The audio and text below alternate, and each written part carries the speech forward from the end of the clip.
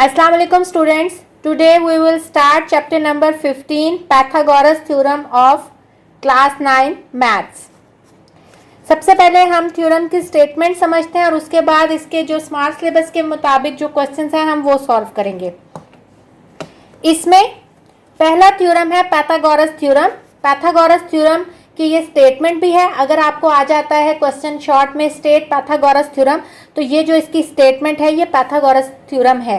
तो आप इसको लिख सकते हैं पाइथागोरस थ्योरम या अकॉर्डिंग टू पाइथागोरस थ्योरम, और आगे ये लाइन लिखेंगे तो ये पाइथागोरस थ्योरम की स्टेटमेंट है। और इसके साथ एक आपने फिगर बना देनी है राइट एंगल ट्रायंगल की, और साथ बता देना ये 90 का एंगल है। 90 से ऑपोजिट साइड आपको पता है हाइपोटेन्यूस होती है। एक बेस का स्क्वायर प्लस परपेंडिकुलर का square is equal to hypotenuse का स्क्वायर। इसके स्टेटमेंट पढ़ते हैं। In a right angle triangle the square of the length of hypotenuse is equal to the sum of the squares of the length of the other two sides. Pythagoras theorem के मुताबिक कि hypotenuse की length का square जो है वो बराबर होता है बाकी दोनों लेंथ के स्क्वायर के सम के। यानी हाइपोटेन्यूस का स्क्वायर जो है वो बराबर होता है इज इक्वल टू बेस का स्क्वायर प्लस परपेंडिकुलर का स्क्वायर। ये लिखा भी हुआ है हाइपोटेन्यूस का square is equal to perpendicular का स्क्वायर प्लस बेस का स्क्वायर। या अगर आप इसके नाम दे देते हैं, फर्ज करें इसका नाम हमने ए दे दिया, इस बेस का नाम बी दे दिया और हाइपोटेन्यूस का नाम सी दे दिया, तो सी स्क्वायर जो है वो बराबर हो जाएगा ए स्क्वायर प्लस बी स्क्वायर के। ये आपके पास आगे लिखा हुआ है। चाहे आप इस तरह उनको नाम देके साइड्स का नाम देके कर लें, चाहे आप डायरेक्ट उनको हाइपोटेन्यूस का square is equal to base का स्क्वायर प्लस परपेंडिकुलर का स्क्वायर लिखते हैं। लेकिन स्टेटमेंट अगर आती है तो आपने स्टेटमेंट लिखनी है, साथ फिगर बनानी है और इसकी ये फॉर्म लिखनी है। दूसरा इसका थ्योरम है कन्वर्स ऑफ पाइथागोरस थ्योरम। अगर आपको आ जाती है कि state converse of Pythagoras theorem, तो आप ये स्टेटमेंट लिखेंगे। If the square of one side of triangle is equal to the sum of the square of the other two side then the triangle is right angle triangle. अगर आपके पास एक ऐसी triangle है जिसमें एक साइड का जो स्क्वायर है वो दूसरी दोनों साइड्स के स्क्वायर के सम के बराबर है, तो इसका मतलब वो ट्राइंगल राइट एंगल ट्राइंगल है। पाइथागोरस थ्योरम में क्या है कि राइट एंगल ट्राइंगल है तब बराबर है हाइपोटेन्यूस का स्क्वायर बेस का स्क्वायर प्लस परपेंडिकुलर का स्क्वायर। और कन्वर्स में है कि अगर एक ऐसी ट्राइंगल है जिसमें आपके पास एक साइड का स्क्वायर जो है वो बाकी दोनों साइड्स के स्क्वायर के सम के बराबर है, तो इट्स मीन कि वो एक राइट एंगल ट्राइंगल है। इसमें बस ये दो ही थ्योरम है। अब अगर आपके पास A square plus B square C square के बराबर होती है, इसका मतलब है वो ट्राइंगल राइट एंगल ट्राइंगल है। अगर ए स्क्वायर प्लस बी स्क्वायर जो है वो बड़ा होता है सी स्क्वायर से, तो इसका मतलब है वो ट्राइंगल एक्यूट ट्राइंगल है। और एक्यूट ट्राइंगल आपको पता है कि ऐसी ट्राइंगल जिसमें हर एंगल जो है वो 90 डिग्री से कम हो, उसको एक्यूट ट्राइंगल कहते हैं।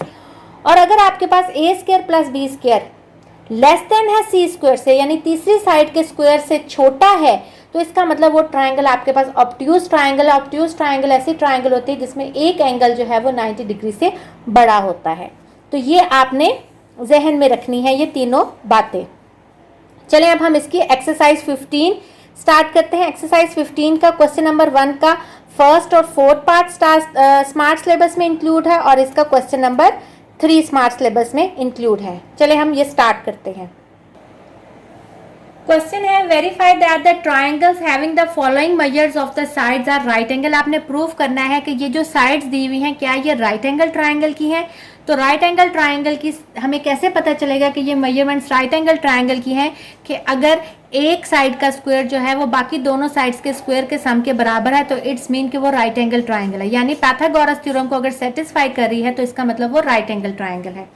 तो अब हम देखेंगे कैसे कि हम सी स्क्वायर किसको लेंगे, जो सबसे मैक्सिमम लेंथ होती है, यानी जो सबसे बड़ी लेंथ होती है उसको आपने सी स्क्वायर लेना है। तो हम लिखेंगे let length of one longer side is 13 centimetre, और इसको अगर हम सी का नाम दे दें, C is equal to 13 centimetre. अब length of other two sides are A is equal to, A base और परपेंडिकुलर में कोई फर्क नहीं है, आप जो मर्जी ले सकते हैं। मैं ए 12 सेंटीमीटर ले देती हूँ एंड बी जो है वो मैं ले लेती हूँ 5 सेंटीमीटर। ठीक है, अकॉर्डिंग टू पैथागोरस थ्योरम, ये कन्वर्स ऑफ पैथागोरस थ्योरम लिख लें।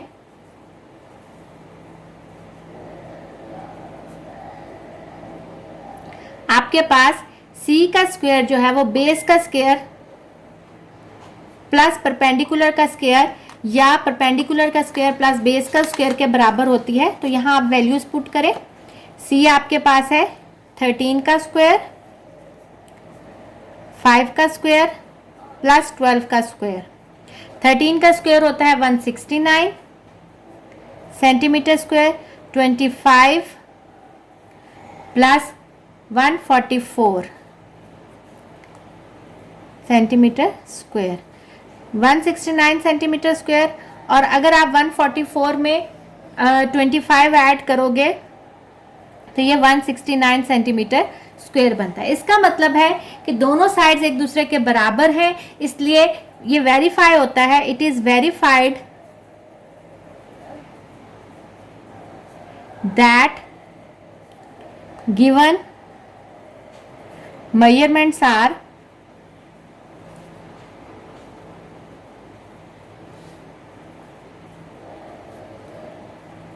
sides of right angle triangle.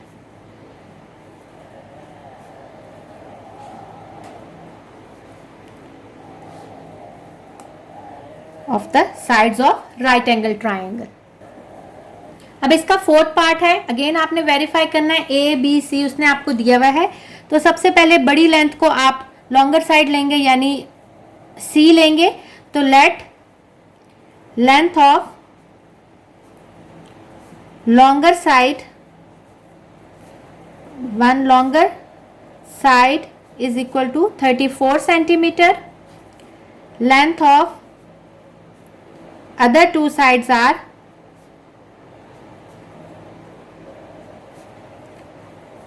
A 16 centimetre and B जो है वो 30 सेंटीमीटर।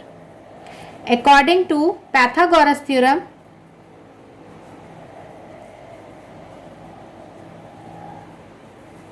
या converse of Pythagoras theorem, C square जो है वो B square plus A square कर लें या A square plus B square कर दें, कोई फर्क नहीं पड़ता। 30 का स्क्वायर प्लस 16 का स्क्वायर, 34 का स्क्वायर होता है 1156 सेंटीमीटर स्क्वायर, 30 का स्क्वायर होता है 900 सेंटीमीटर स्क्वायर और 16 का स्क्वायर होता है 256 सेंटीमीटर स्क्वायर। इनको आप ऐड करें तो ये आपके पास 1156 सेंटीमीटर स्क्वायर के बराबर हो गया। इसका मतलब ये भी वेरीफाइड हो गया। It is verified that given measurements are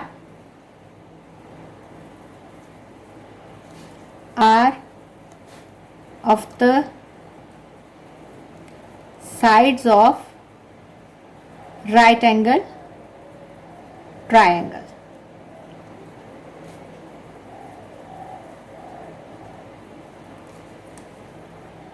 अब इसी एक्सरसाइज का क्वेश्चन नंबर 3 करते हैं। The 3 sides of a triangle are of measure 8 centimetre ax, बल्कि सेंटीमीटर नहीं लिखा हुआ उसने, खाली 8x and 17 respectively. For what value of x will it becomes the base of a right angle triangle. अब उसने आपको कहा है कि 3 मेजरमेंट्स है, एक को उसने x का नाम दे दिया और 2 आपको वैल्यूज दे दिए 8 और 7। वो कहता है x की क्या वैल्यू होगी कि वो बेस बनेगी राइट एंगल ट्राइंगल की। तो सबसे पहले आप एक राइट एंगल ट्राइंगल बनाएं। इससे हमें ये तो समझ आएगी कि इसमें जो आपको वैल्यूज दी हुई हैं, जो x है वो बेस है और हमें पता है 90 से ऑपोजिट जो है वो हाइपोटेनियस होता है। अब 8 और 17 में से बड़ा क्या है? 17। तो हम यहाँ 17 लिखेंगे और यहाँ 8 लिखेंगे। इसको आप चाहे ए बी सी का नाम दे दें, ठीक है। तो हम लिखेंगे if base is equal to X, hypotenuse बड़ी साइड जो है वो 17, उसने हमें कोई यूनिट नहीं लिखा हुआ इसलिए हम यूनिट साथ नहीं लिखेंगे। और परपेंडिकुलर इज इक्वल टू 8। अब देखिए, अगर आपको एक राइट एंगल ट्राइंगल दी हो और आपको एक वैल्यू फाइंड आउट करने के लिए दी हो तो अंडरस्टूड है कि आपने वहां क्या लगाना है, पाइथागोरस थ्योरम। तो आप कहेंगे in right angle triangle A B सी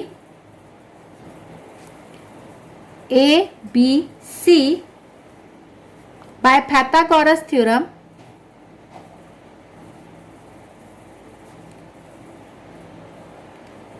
आपके पास c का स्क्वायर, या अगर आपके पास यहाँ नाम नहीं है तो हम हाइपोटेनियस का स्क्वायर, बेस का स्क्वायर प्लस परपेंडिकुलर के स्क्वायर के बराबर होता है।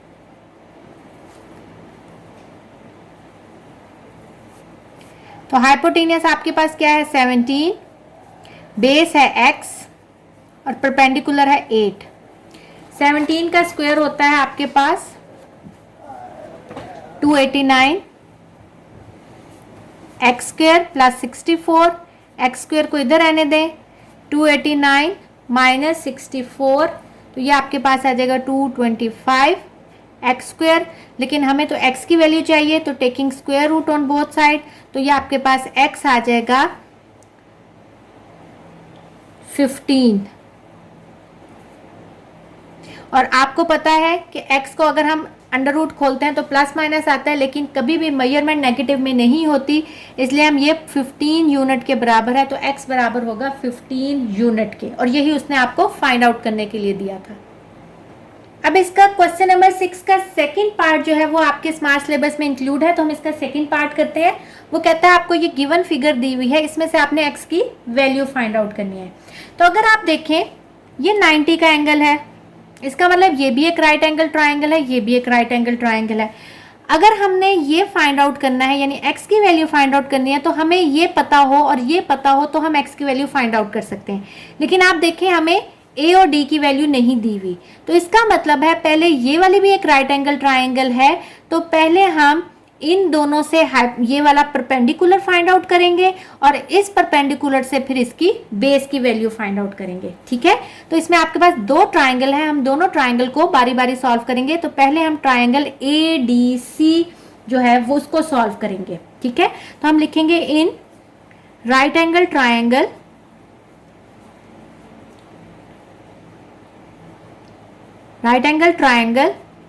ADC, आपके पास हाइपोटेनियस का स्क्वायर, यानी ये इसको आप मेजरमेंट ऑफ AC का स्क्वायर बराबर होगा मेजरमेंट ऑफ DC के square plus measurement of AD के स्क्वायर के। वैल्यूज पुट करें, AC क्या है 13, DC क्या है 5 और AD आपने फाइंड आउट करना है। 13 का स्क्वायर होता है 169, 25 मेजरमेंट ऑफ AD। अब ये 25 उधर जाके माइनस होगा, तो ये आपके पास आ जाएगा 144। स्क्वायर रूट लेंगे ताकि आपके पास, हमें तो AD की वैल्यू चाहिए, तो आप लिखेंगे taking square root on both side, तो मेजरमेंट ऑफ AD आपके पास आ जाएगा 12 सेंटीमीटर। अभी तो ये आपके पास आया AD। अब हमने फाइंड आउट क्या करना है असल में, x। तो अब हम दूसरी ट्राइंगल राइट एंगल ट्राइंगल को कंसीडर करेंगे। इन राइट एंगल ट्राइंगल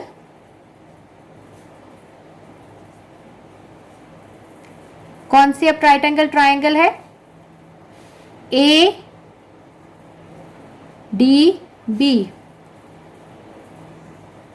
इस ट्राइंगल में आपके पास मेजरमेंट ऑफ AB यानी हाइपोटेनियस का स्क्वायर, मेजरमेंट ऑफ BD के square plus measurement of AD के स्क्वायर के बराबर है। वैल्यूज पुट करें, AB क्या है 15, BD क्या है आपके पास x, और AD आपके पास अभी क्या निकला 12, तो ये आ जाएगा 15 का स्क्वायर होगा आपके पास 225, 144 सेंटीमीटर स्क्वायर। तो 225 में से 144 माइनस करें तो ये आ जाएगा आपके पास 81, taking square root both on both sides, क्योंकि हमें x की वैल्यू चाहिए, तो x आ जाएगा आपके पास 9 सेंटीमीटर। तो यही उसने आपको फाइंड आउट करने के लिए दिया था। अब इसका क्वेश्चन नंबर 7 करते हैं। क्वेश्चन नंबर 7 है, plane is at a height of 300 metre and is 500 metre away from the airport.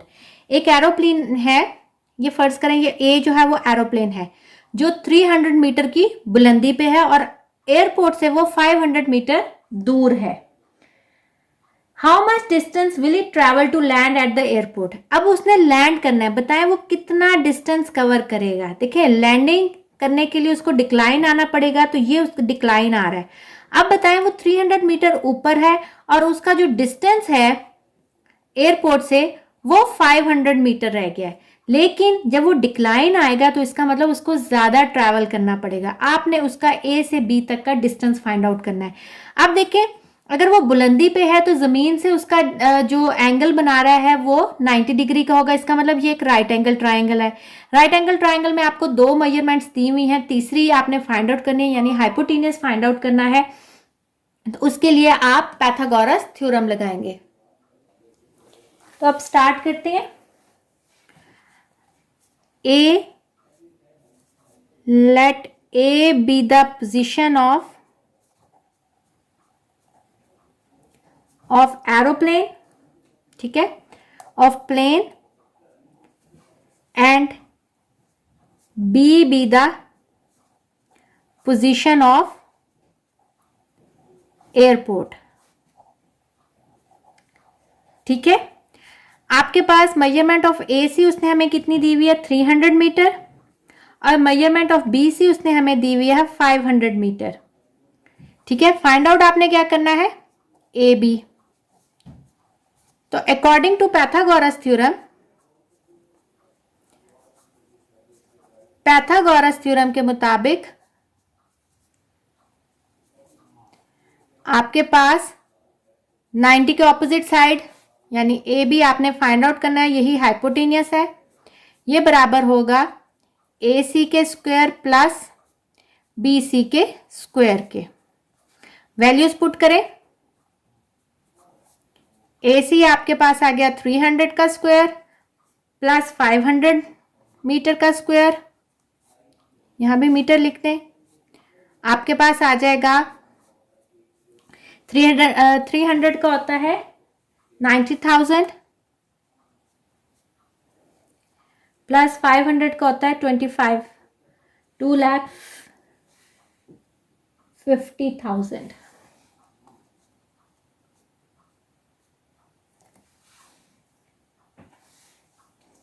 तो इनको आप ऐड कर दें।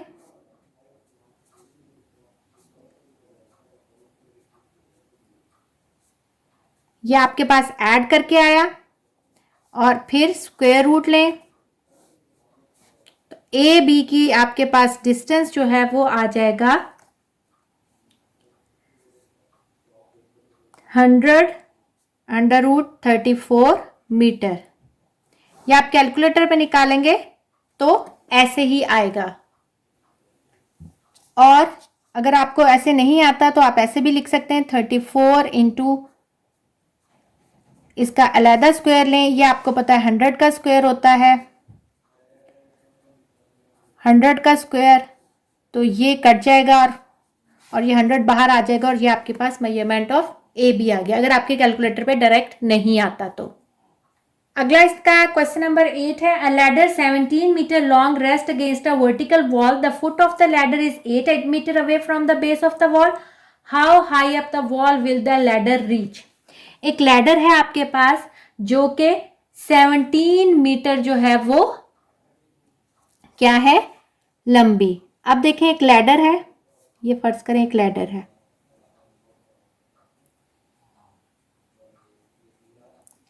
ये आपके पास एक लैडर है जो कि एक रेस्ट यानी आपने उसको खड़ी किया हुआ है एक दीवार के साथ। ये एक दीवार है, ठीक है।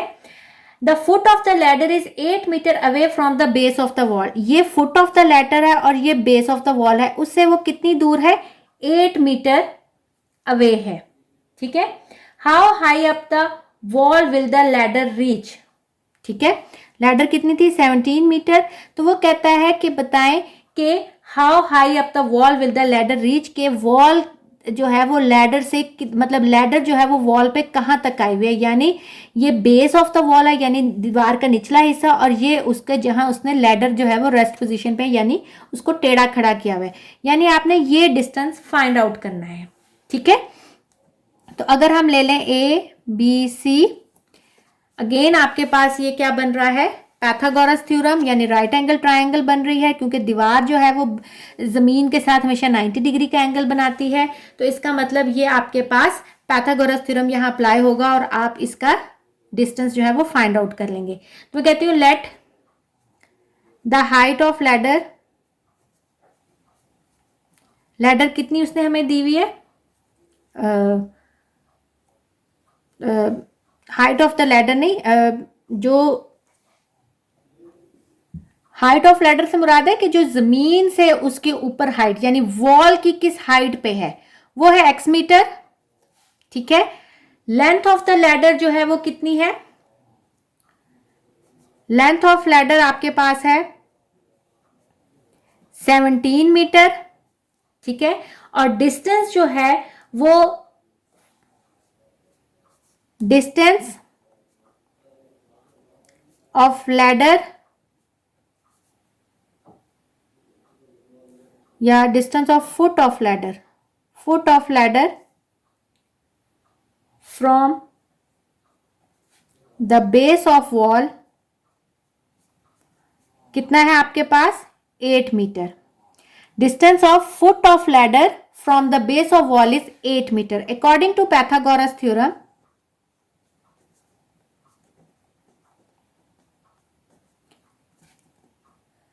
थ्योरम आपके पास क्या होगा?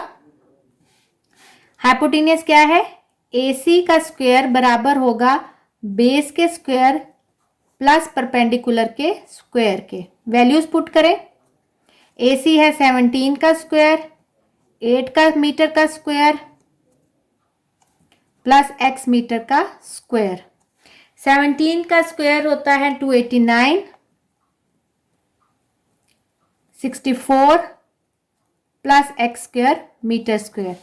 ये आपके पास 64 वहां जाके माइनस होगा, -64 मीटर स्क्वायर जो है वो x स्क्वायर के बराबर होगा, माइनस होके आएगा 225, taking square root on both side, तो x आ जाएगा आपके पास 15 मीटर। तो height of the ladder from the wall जो है यानी वॉल की बेस से जो लैडर की हाइट है वो कितनी है? 15 metre.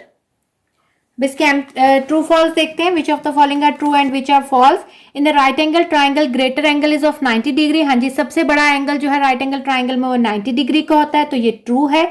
In a right angle triangle right angle is of 60 degree. Right angle triangle में राइट एंगल 60 डिग्री पे होता है, नहीं, ये फॉल्स है, 90 डिग्री पे होता है। In a right angle triangle hypotenuse is a side opposite to right angle. Hypotenuse कौन सी साइड होती है जो राइट एंगल से ऑपोजिट हो? तो हाँ जी, ये ट्रू है, हाइपोटेनियस वही साइड होती है। If A B C are side of a right angle triangle with C as a longer side, अगर सी बड़ी साइड है तो क्या C square A square plus B square के बराबर होता है? हाँ जी, सी अगर बड़ी साइड है यानी हाइपोटेनियस है तो वो C square is equal to A square plus B square के बराबर होगी। अगला ट्रू फॉल्स है। If 3 centimetre and 4 centimetre are two sides of a right angle triangle then hypotenuse is 5 centimetre. अगर 3 और 4 जो है वो टू साइड्स हैं तो क्या उनका हाइपोटेनियस जो है वो 5 सेंटीमीटर होगा? इसको चेक करने के लिए अगर हम इसको चेक करेंगे तो क्या करेंगे? अगर जो बड़ी साइड है उसका स्क्वायर जो है यानी अगर 5 सेंटीमीटर 4 सेंटीमीटर और 3 सेंटीमीटर है तो अगर 5 सेंटीमीटर का स्क्वायर बराबर होता है दोनों साइड के स्क्वायर के सम के, तो इसका मतलब है कि हाँ जी बड़ी साइड यही थी। चेक कर लेते हैं। 25 centimetre square 16 centimetre square plus 9 centimetre square, तो ये आपके पास आ जाएगा 25 सेंटीमीटर स्क्वायर। हाँ जी, तो ये आपके पास एक राइट एंगल ट्राइंगल है जिसमें बड़ी साइड जो है वो क्या है 5 सेंटीमीटर। अगला इसका ट्रू फॉल्स है, if hypotenuse of an isosceles triangle is under root 2 then each of the other 2 side is of length 2 centimetre. अब वो कहता है कि अगर आपके पास हाइपोटेनियस जो है एक आइसोसेलेस राइट एंगल ट्राइंगल का वो अंडर रूट 2 है, तो क्या दोनों दूसरी साइड 2 मीटर के बराबर है? अगर आइसोसेलियस है और हाइपोटेनियस जो है वो क्या है अंडर रूट 2, और आइसोसेलियस का मतलब है अब बेस भी जो है वो x होगा और उसका परपेंडिकुलर भी x होगा। तो हमें पता है हाइपोटेनियस का स्क्वायर जो है वो बेस का स्क्वायर प्लस परपेंडिकुलर का स्क्वायर। हाइपोटेनियस अंडर रूट 2 के बराबर है, बेस भी x और परपेंडिकुलर भी एक्स स्क्वायर, तो ये इससे कट जाएगा, 2 आ जाएगा, x square plus x square यानी 2x स्क्वायर। तो वो कहता है ये आपके पास आ जाएगा 2x स्क्वायर। हमें तो x की वैल्यू चाहिए, ये 2 जो है वो इधर आके क्या हो जाएगा डिवाइड, तो x स्क्वायर जो है आपके पास आ गया 1 और x जो है वो भी आ गया 1। तो वो कह रहा है कि आपके पास जो हर साइड जो है वो 2 के बराबर होगी, नहीं, x का मतलब है हर साइड किसके बराबर है 1 के बराबर, तो इसका मतलब है ये स्टेटमेंट क्या है फॉल्स।